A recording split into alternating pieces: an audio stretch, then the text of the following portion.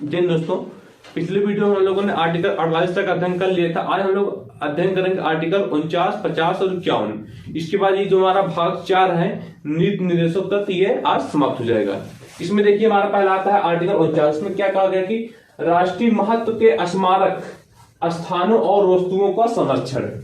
इसमें कहा गया कि संसद द्वारा बनाई गई विधि द्वारा या उसके अधीन राष्ट्रीय महत्व वाले कलात्मक या ऐतिहासिक अभिरुचि वाले प्रत्येक स्मारक या स्थान या वस्तु का यथास्थित, लूटन मतलब कि उसको कोई लूट न ले, विरूपण मतलब कि उसका रूप न बदला जाए, विनाश मतलब वो नष्ट ना हो, और अपसारण मतलब उसको कोई वहां से हटा न दे, व्ययन मतलब कि वो खत्म न हो या खर्च न हो, या निर्यात मतलब कि उसको कहीं हम बेचे ना दूसरे देश में, से संरक्षण करना राज्य की बाध्यता हो गई। यानी कि जो भी राष्ट्रीय महत्व के स्मारक हैं, जैसे हो गया ताजमहल हो गया, लाल किला हो गया, और जंतर मंतर हो गया, बुलंद दरवाजा हो गया, हवा महल हो गया, और जो भी हमारे देश में किले हैं और जो भी ऐतिहासिक स्थान है कलात्मक रूप से, तो उनकी जो है क्या, जो हमारी संसद है वो कानून बना करके उनकी क्या करेगी, उनका संरक्षण करेगी, यानी उनकी रक्षा करेगी, मतलब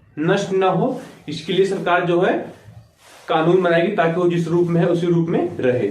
फिर देखिए क्या कहा है इसमें आर्टिकल 50 में, कार्यपालिका से न्यायपालिका का पृथक्करण। देखिए यानी इसमें जो है कहा गया कि जो कार्यपालिका है उसको न्यायपालिका से अलग करने की बात की गई। इसमें कहा है कि राज्य की लोक सेवाओं में, लोक सेवा मतलब आप जानते ही हैं जो होती है सिविल सेवा, न्यायपालिका को कार्यपालिका से पृथक करने के लिए राज्य कदम उठाएगा। देखिए उस समय जब हमारा देश आजाद हुआ था तो उस समय जो डिस्ट्रिक्ट मजिस्ट्रेट होता था वो जो है वो न्यायिक मामला को भी देखता था, जबकि जो डिस्ट्रिक्ट मजिस्ट्रेट होता है वो कार्यपालिका के अंतर्गत आता है, जो न्यायिक मामला है उसे न्यायपालिका को देखना चाहिए। लेकिन उस समय तक कौन देखता था, डिस्ट्रिक्ट मजिस्ट्रेट, यानी कि कार्यपालिका, यानी कि उसमें जो डिस्ट्रिक्ट मजिस्ट्रेट था वो एक साथ ही न्यायपालिका कार्यपालिका दोनों कार्य करता था।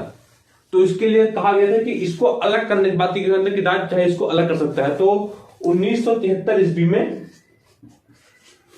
कानून बना करके राज्य द्वारा एक जिले में न्यायिक मजिस्ट्रेट की स्थापना की गई, अलग से उसका एक पद अलग बनाया गया, और उस पर जो नियंत्रण रहेगा वो उच्च न्यायालय का रहेगा। इस तरह क्या किया गया कि इस आर्टिकल का पालन करते हुए जो है वो कार्यपालिका को न्यायपालिका से अलग कर दिया गया। आर्टिकल 51 में कहा गया है कि अंतरराष्ट्रीय शांति और सुरक्षा की अभिवृद्धि, यानी कि इसमें हमारे देश को ये बताया गया है कि किस प्रकार से हम अंतरराष्ट्रीय शांति रख सकते हैं और सुरक्षा को बढ़ा सकते हैं, उसके बारे में बात की गई। इसमें पहला क्या है, अंतरराष्ट्रीय शांति और सुरक्षा की अभिवृद्धि, मतलब जो है सरकार इस प्रकार से अपनी विदेश नीति बनाएगी, इस प्रकार से कानून बनाएगी जिससे क्या हो, अंतरराष्ट्रीय शांति बढ़े और हमारी सुरक्षा में भी क्या हो, अभिवृद्धि हो, मतलब हमारी सुरक्षा भी बढ़े।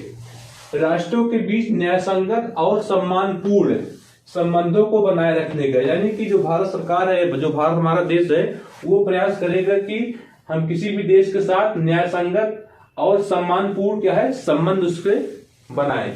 फिर इसमें कहा गया है कि संगठित लोगों को एक दूसरे से व्यवहारों में अंतरराष्ट्रीय विधि और संधि बाध्यताओं के प्रति आदर बढ़ाने के। देखिए यानी कि हमारे देश में जो भी संगठन, जो भी संगठित लोग हैं, वो लोग एक दूसरे से इस प्रकार व्यवहार करेंगे जिससे क्या हो, जो हमारा अंतरराष्ट्रीय जो विधि बनी हुई है, जो हमारा देश अंतरराष्ट्रीय संधि किए हुए है, उसके प्रति आदर बढ़े। जैसे मान लीजिए हमारा जो देश है किसी देश के साथ संधि कर लिया है कि हम अपने हथियारों के साथ इसके साथ ये सौदा करेंगे और उसको हम इतना हथियार देंगे, वहां से इतना हथियार लेकर आएंगे, ये सब निकल लिया है। लेकिन हमारे देश में जो संगठित लोग हैं उनके लिए कहा गया है कि आप ऐसा व्यवहार कीजिए जिससे उस देश के साथ संधि हुई है उससे हमारा व्यवहार बढ़े, आदर बढ़े।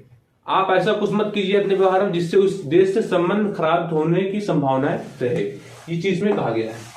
फिर अंतरराष्ट्रीय विवादों के मध्यस्थन द्वारा निपटारे के लिए प्रोत्साहन देने का प्रयास, यानी कि जो अंतरराष्ट्रीय विवाद है, जो भी विवाद है उन्हें मध्यस्थता के द्वारा सुलझाने का प्रयास इसमें करने को कहा गया है। देखिए यानी कि जो हमारा आर्टिकल 49 है उसमें क्या कहा गया है कि जो भी राष्ट्रीय स्मारक और राष्ट्रीय महत्व की वस्तुएं हैं उनकी संरक्षण मतलब उनकी रक्षा के बारे में बात की गई, मतलब उनकी रक्षा करना है। आर्टिकल 50 में क्या कहा है कि न्यायपालिका को कार्यपालिका से अलग करना है ताकि वो जो एक दूसरे से न्यायपालिका और कार्यपालिका अलग हो सके। फिर आर्टिकल 51 नंबर क्या कहा गया है कि अंतरराष्ट्रीय सुरक्षा और शांति की बात की गई है। आज की वीडियो दोस्तों इतना ही, मिलेंगे नेक्स्ट क्लास में। जय हिंद।